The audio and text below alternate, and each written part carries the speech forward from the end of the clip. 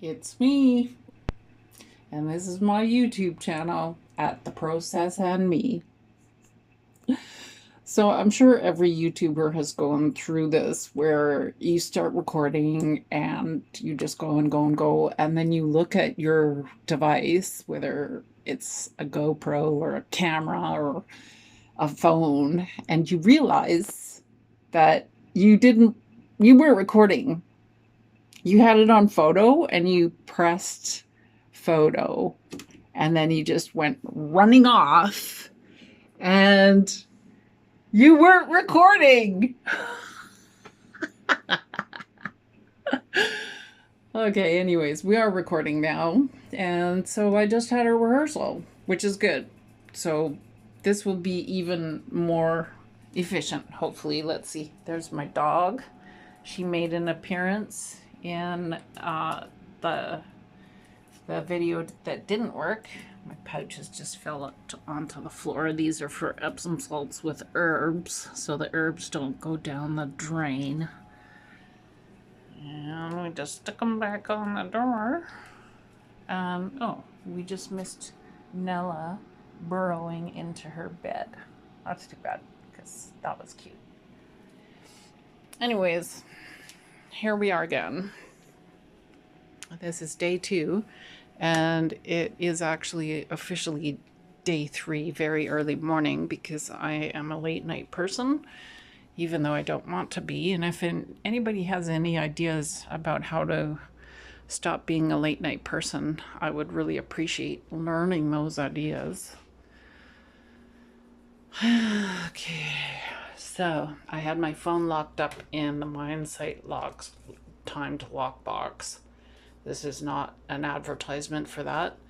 This is another at Brenda Turner solution, which is very helpful, except when you mean to film a video before the next day. It turns into the next day. See, it's 12:36 now.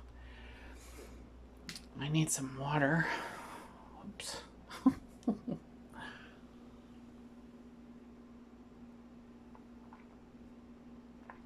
Nella thinks it's time to eat, but it's not.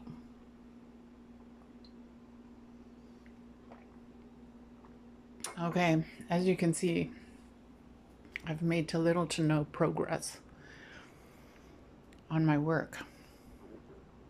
Everything is the same, but a bit different.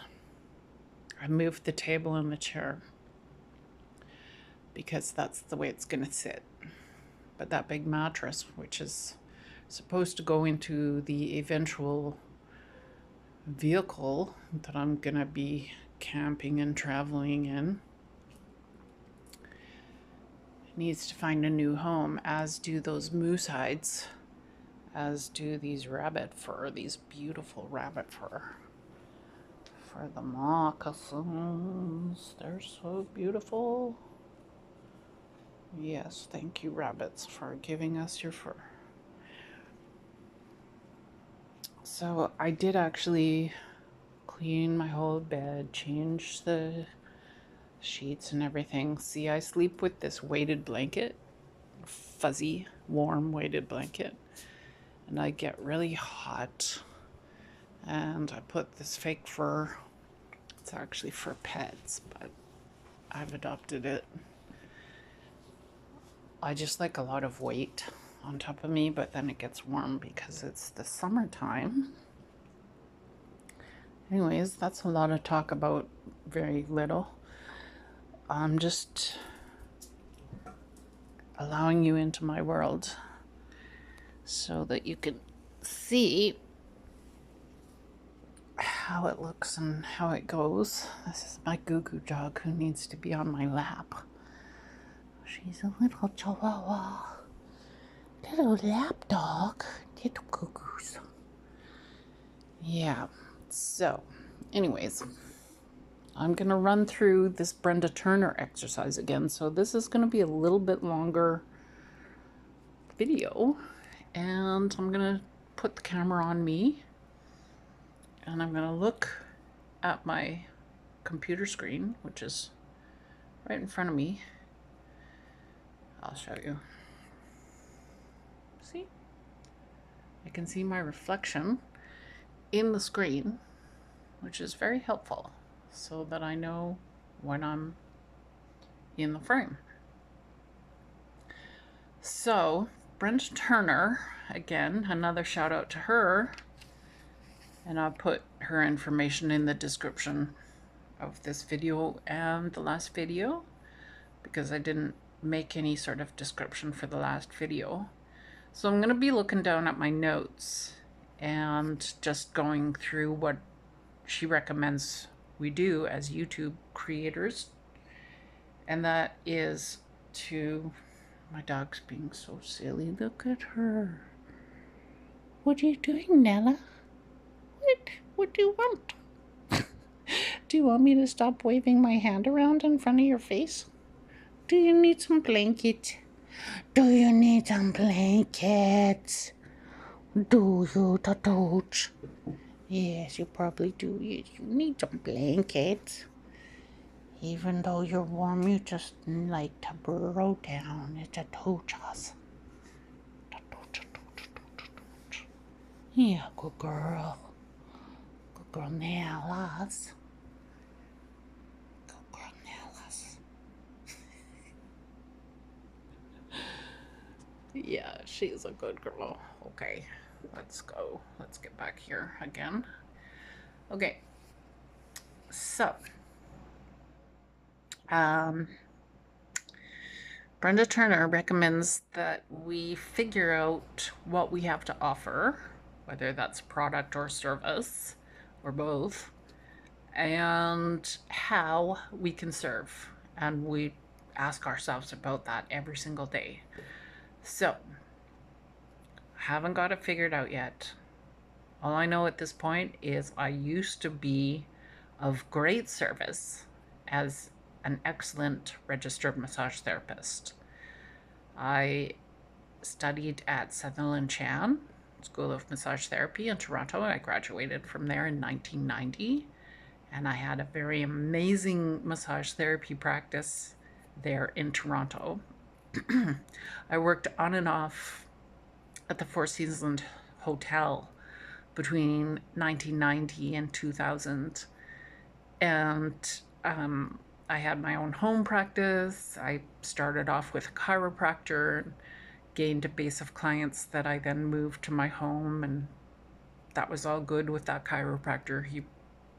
He was cool. He was really nice Pisces guy, so he was fine with that. And yeah, so then I moved here to where I live. Different province, different city.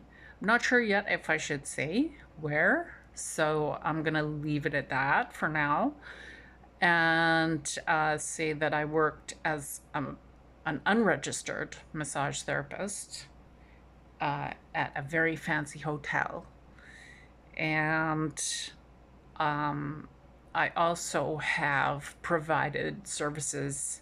I've been a provider for sexual health and enjoyment as well. But for the past 18 years, I've been in the academy, the university basically, college for 2 years, and then university for all the rest, except when I was being black mold poisoned or getting 2 major abdominal surgeries, or being the primary caretaker for my dad who was dying of cancer, and then taking care of him after he died, and being the executrix or personal representative of his estate until some other family members got involved. And that's what this first story, which is my second video of 14 in a row, is about, basically. And that is that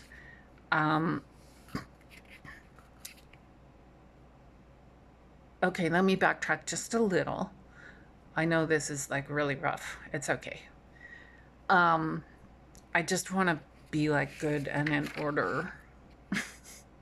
And I'm not editing this, so you're just gonna have to like bear with me. Take